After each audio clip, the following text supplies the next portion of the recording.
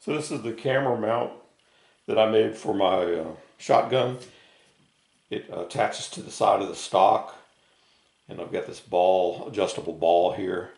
It's just a piece of plastic cut, and I've got some real soft rubber glued to it, and this is a silicone tubing. This is what actually stretches around, and it's just stuck through a hole, and I just fold it over, and I'll show you how I put it on there, sort of like this. It can go on pretty much any gun, and it doesn't mark it up. You just stretch the silicone the silicone tubing as you begin to wrap it.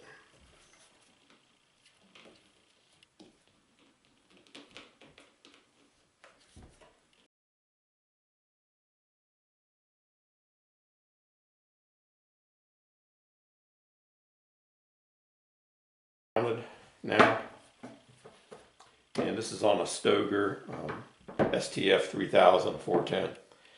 And this is the adjustable mount. You can get whatever kind you like. There's a lot of different brands, and I'm going to put it on there something like that. And this mount here is for my Galaxy camera. And so what I do is I take my phone out of the case I normally carry it around in.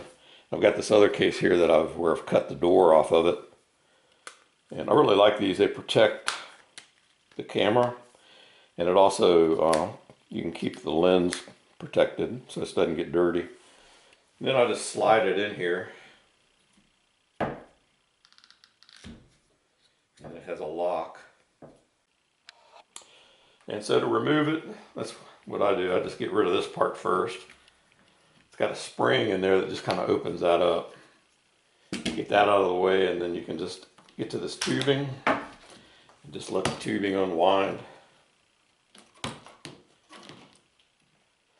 And the nice part about this, it doesn't mar up the gun in any way. It's very soft. Again, the bad thing is the recoil on the gun disturbs the camera enough to where it's